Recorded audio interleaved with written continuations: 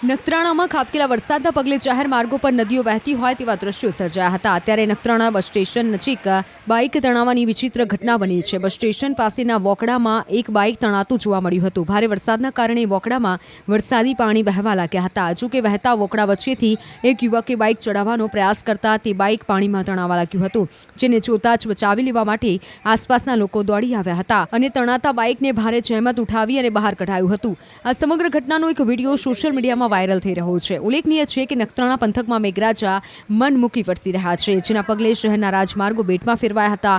મુખ્ય બજારમાં પાણી ફરી વળતા લોકોને હાલાકી વેઠવાનો વારો આવ્યો હતો।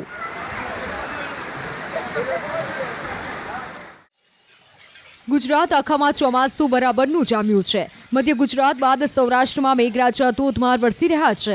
ત્યારે જૂનાગઢ પંથકમાં એક વિચિત્ર કિસ્સો બન્યો હતો। ગટરની સફાઈ કરતી વખતે એક જેસીબી મશીન અચાનક ગટરમાં ખાબક્યું હતું। ઉલ્લેખનીય છે, શહેરના જોશીપુરા અંડરબ્રિજ પાસે આવેલા મેઇન રોડ પર આ ઘટના બની હતી। ચાલુ વરસાદમાં ગટરની સફાઈ કરવામાં આવી રહી હતી અને તે સમયે જ અચાનક જેસીબી ગલોટિયું ખાઈ અને ગટરમાં ખાબક્યું હતું। જેસીબી ગટરમાં ખાબક્યાની ઘટનાના સમાચાર વાયુ વેગે આસપાસના વિસ્તારમાં ફેલાતા જોવા માટે લોકો ટોળે વળ્યા હતા। જો કે સદનસીબે આ ઘટનામાં કોઈ જાનહાનિ થઈ નથી।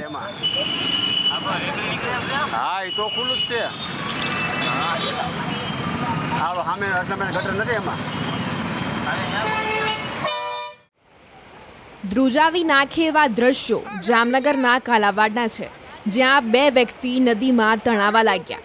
એ જોઈને આસપાસમાંથી લોકો દોડી આવ્યા અને બંનેને બચાવવા લાગ્યા। બંનેના હાથ પકડીને પુલની નીચેથી ઉપર ખેંચવા લાગ્યા।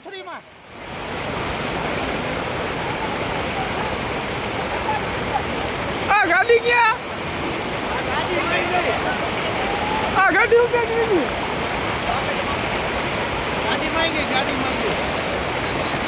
ગાડી ઓલા પૈસા જાય છે હું છે કોથળીમાં. મહા મહેનતે બંનેનો જીવ બચી ગયો। દાવો કરાઈ રહ્યો છે કે આ બંને લોકો બાઇક પર સવાર થઈને પસાર થઈ રહ્યા હતા ત્યારે પાણીમાં તણાવા લાગ્યા। વિડીયોમાં જે વાતચીત થઈ રહી છે એના આધારે એવો પણ દાવો કરાઈ રહ્યો છે કે બાઇક અને રૂપિયા ભરેલી થેલી કદાચ પાણીમાં તણાઈ ગઈ। બિહારમાં પણ ભારે વરસાદ છે। બગહામાં ભારે વરસાદના કારણે નદીઓ વહેતી થઈ। બગહામાં સતત વરસાદ બાદ રસ્તાઓને નુકસાન થયું છે। ત્યારે બગહાની એક વિચિત્ર ઘટના કેમેરામાં કેદ થઈ છે।